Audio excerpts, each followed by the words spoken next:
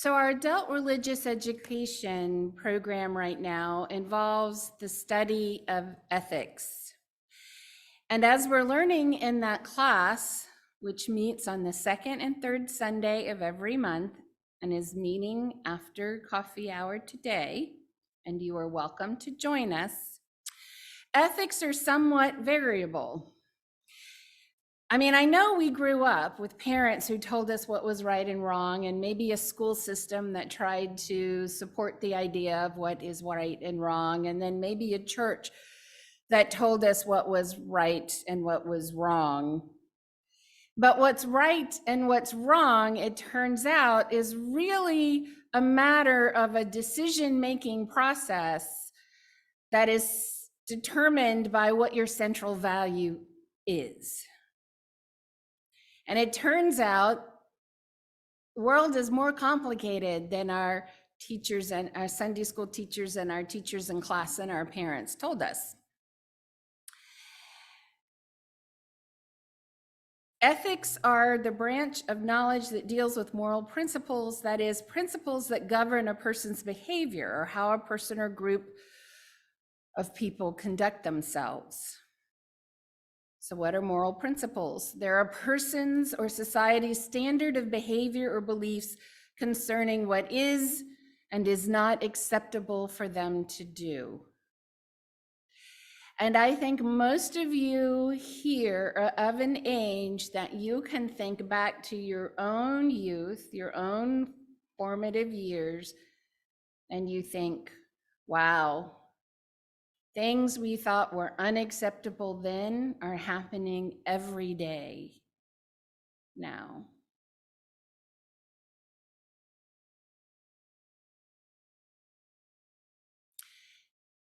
So ethics and moral principles may not be as absolute or entrenched as we would like them to be. There are 5 traditional ethical decision-making perspectives.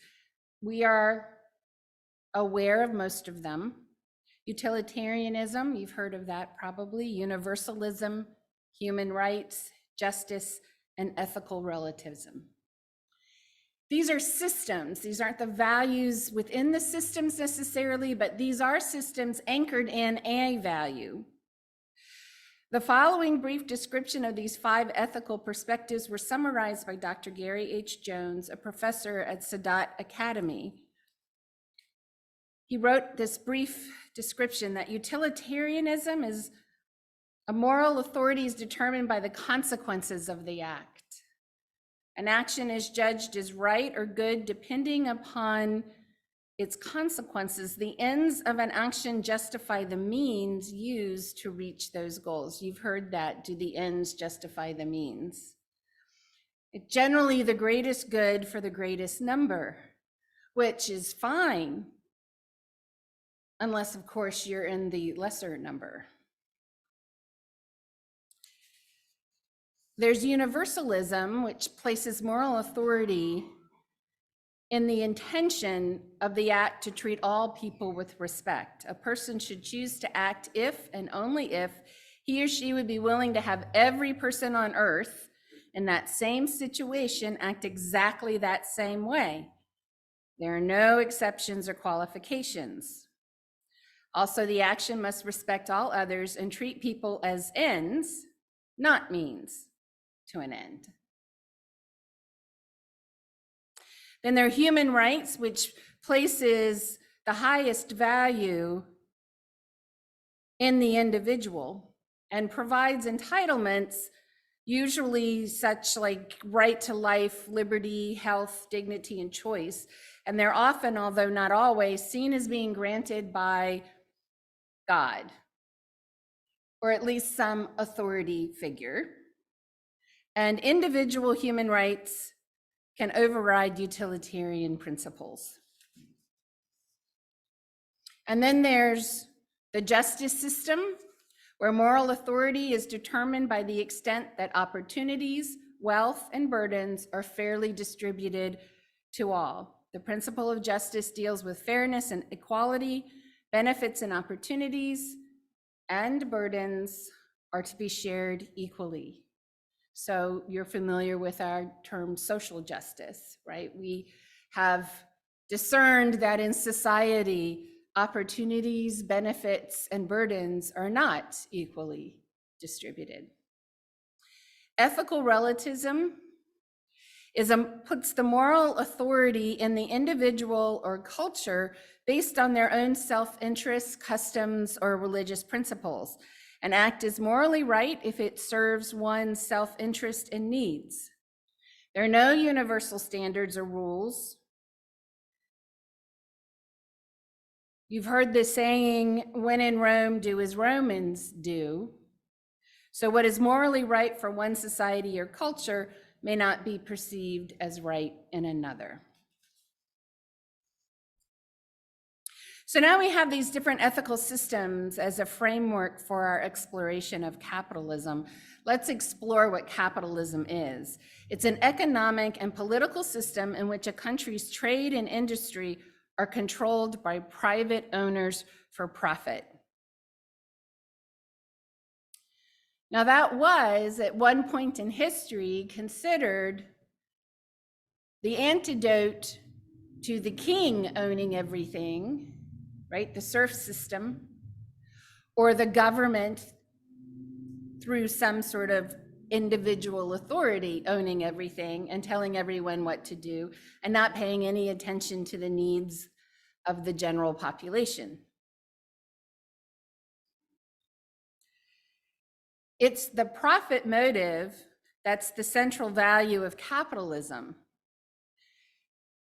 And it's a double-edged sword. Definitionally, it's simply total revenue minus total expenses. It tells you how much your business earned after costs. Many of you have been in business. We all have some, I think, general understanding of how business works. A business that doesn't cover its expenses isn't a business for very long. Profit is driven in part by price. There's a balance, there's costs for how do you create something or offer something, but then there's how much can you get for it? How much will people pay you for it? And that's determined in this system that we live in by supply and demand. Now, a very generous and positive way of thinking about capitalism and supply and demand is that, and prices, is that supply and demand freely set prices in markets in a way that can serve the best interests of society. That's nice. And that might have been the way businesses thought about what they were doing in the beginning and in the conceptual stage. But in your experience, is that really true now? Are companies taking into account the best interests of society? Yeah, not really. I don't feel that way about it.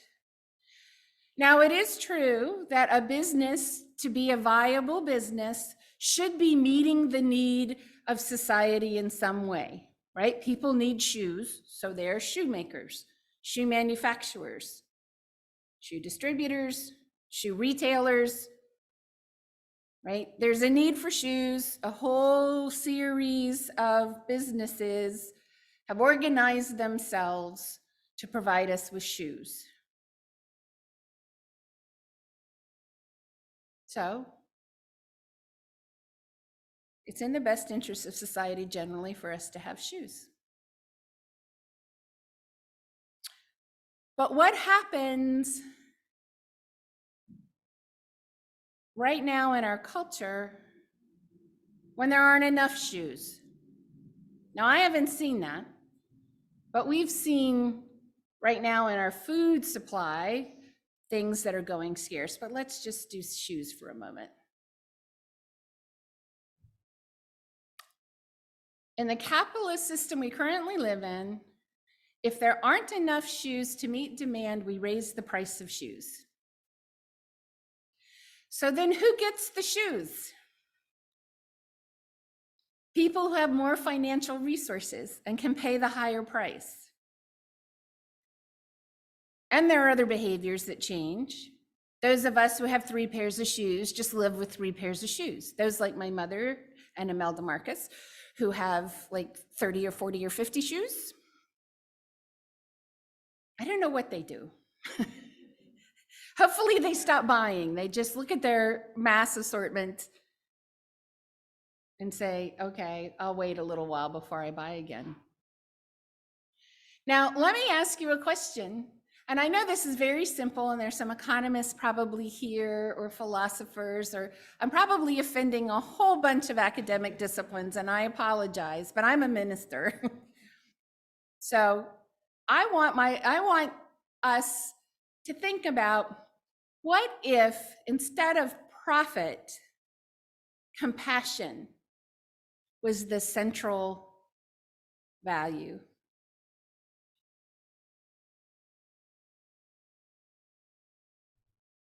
So maybe I would walk into a shoe store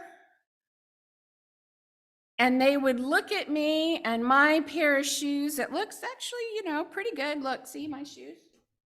Not bad. They aren't worn. They're fairly new.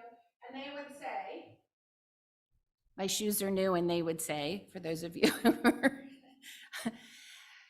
ma'am, right now we're prioritizing people who have worn out shoes. Show us your shoes. If your shoes are worn out, you get to buy a new pair of shoes. And what if instead of raising the prices just stayed the same? I mean, think about it. If it was good enough to sell a pair of shoes for $30 before there was a little bit of scarcity, why isn't it good enough to sell them for $30 when you can't make as many? And in most cases, these are cyclical experiences, right? So eventually, whatever's scarce or clogging up the system is going to work its way out. Because of the profit motive, people will solve these problems, and eventually everybody can get shoes again without having to show that they need it. But what about that? Would that really hurt us so much? And why do we worry when the GDP doesn't grow? Like, why can't we just be happy and say, yeah, GDP stayed stable, we're happy, we're good? Why is it this constant devouring need to have more built into our system? Why does your computer have a 4 to 5 year expiration? Planned obsolescence is the term. Well, because if it lasted, they wouldn't make as much money selling you another one, right? And how many of you, and this I'll be happy to see a raise of hands, how many of you have had the experience where your computer or your phone has been upgraded and you think the upgrade is worse than the way it was before the upgrade? Right? But they can upgrade, insist that you need the upgrade, make you buy the upgrade or buy the new phone or laptop, because we no longer, how many have had this experience? We no longer service Windows 8 or the equivalent experience. My Windows 8 is doing just fine. I don't even know if there was a Windows 8, but my Windows 8's doing just fine. Why are you messing with me, right? Now, there are a lot of very complicated details in how our society is organized, how our economic system works. And I'm not here to say I have the answers or to, you know, dumb down everything and expect you all to take that as, you know, this is how things are and this is the most important thing. But I noted in looking at those 5 different systems,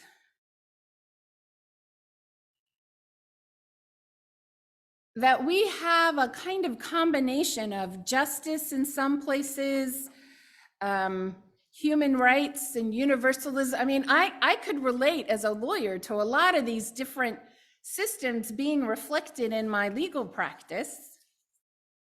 And then in my decision to move from court justice to social justice. But you know what really isn't all that complicated? Compassion. It really isn't. According to an article on compassion and general good, Greater Good magazine, Science-Based Insights for a Meaningful Life, compassion literally means to suffer together. It's defined as the feeling that arises when you're confronted with another's suffering and feel motivated to relieve that suffering. So built into that concept of compassion is the recognition of the worth and dignity of individual people. We have corporations that assess the cost-benefit analysis of putting something out into the world that's going to harm people. It's going to help people more than it harms people, probably, but it is going to harm people. And they have actuarians. Is that the right word? Actuaries, thank you, no ends, actuaries, you know, who figure this out. So when you read a drug that you're taking that's helping you, the side effects are effects. They're just not effects everybody experiences, and they're not dramatic effects for everybody, but they are effects. And the drug company has already calculated how many people are going to be affected negatively and how much it's going to cost them to pay for it. And how do I know? Because I used to represent drug companies.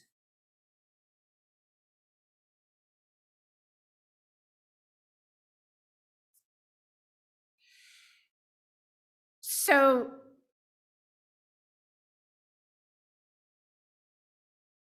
when we hear about labor disputes with automobile manufacturers or other industrial, and we don't have very many industrial businesses anymore, but those that we have, when we hear about labor at Amazon, telling some horror stories about long hours and low pay and total disregard for their well-being. I mean, I love Amazon. It saved my behind, I can't tell you how many times in a pinch, right? There's smile.amazon.com. You should have it on your account so you can support us. So yay. But I am dismayed when I hear these stories about how they disregard the worth and dignity of some of their workers. How they don't show compassion. How they can say in the same breath, we can't raise your minimum wage, but we made $60 billion. I made that number up. But you know, numbers that I can't even imagine. Do you remember when $1 million sounded like a lot of money?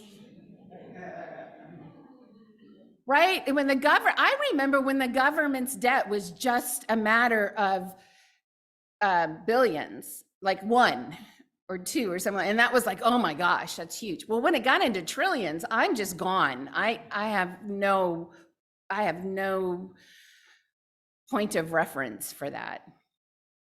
But how can a company make billions of dollars in profit? Now remember, profit is that number after you've deducted expenses, but turn around and say, but we can't afford to give you any health benefits. We can't afford. In my book, I can't afford something when there's not enough money in my bank account, right?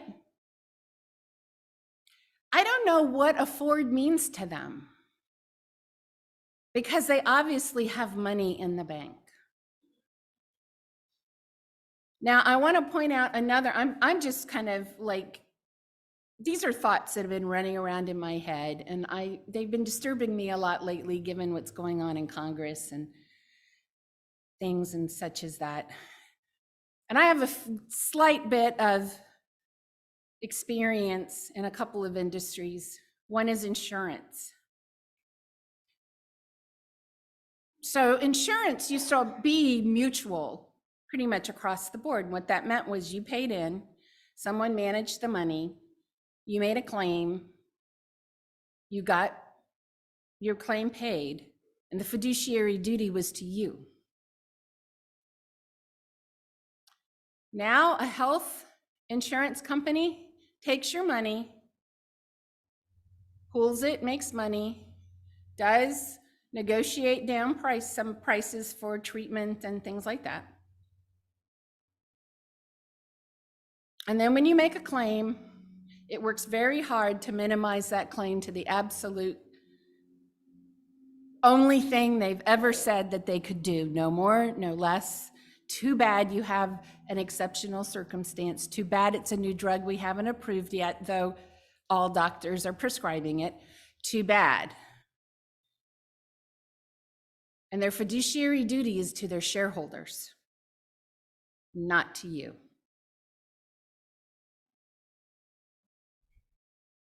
Compassion? Where's the compassion in that?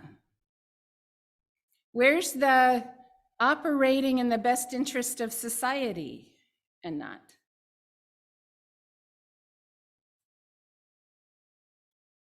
Now, I'm not a person who thinks that everybody needs to forgo their own wealth or forgo profit, for heaven's sakes, but there should be some limits. There should be some guidelines. And because right now we have a government that is pretty much owned by very large corporate interests, there are very few guardrails. Very few guardrails. So I bring this to you in the hopes that, one, you'll be a smarter consumer. You'll think about whether you need that extra pair of shoes. And that as you read about what's going on in the news, that you'll start thinking in terms of ethics and what's the real value that's being espoused here. What we're seeing a lot of in the political news right now is this ethical relativism, where I can do anything I want to do as long as it serves my self-interest. We've seen this for now almost a decade be a prominent value. And I know I'm preaching to the choir here, but we need to not be a silent choir. We need to find our voices. We need to let people know that it's not okay to lie to us. This gentleman, George Santos, have you all heard about him, read about him? Yeah. So I watch him, I skip around. I want you to know I do watch Fox sometimes. I watch CNN sometimes. I land on MSNBC a fair amount of time because I want to know what different people's perspectives are. I don't want to be in an echo chamber where all I hear is my own ideas sort of echoed back to me. So I saw an exchange between two people in a news show, and one person was saying, you know, McCarthy keeps saying 100 and was it 42,000 or something roughly. People voted for him. They voted for him. They elected him. He is the representative. He can be investigated by the ethics committee, but and the person who heard that said, they didn't elect him. They elected a guy who graduated from Baruch College and was on the volleyball team. And, you know, they elected a whole different personality and person than the one that ends up holding the seat.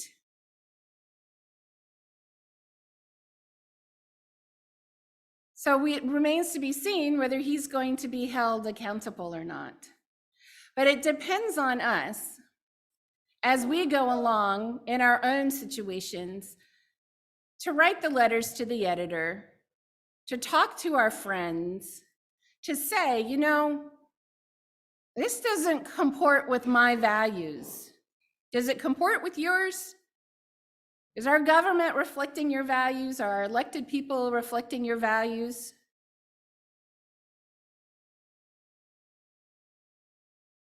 A value of compassion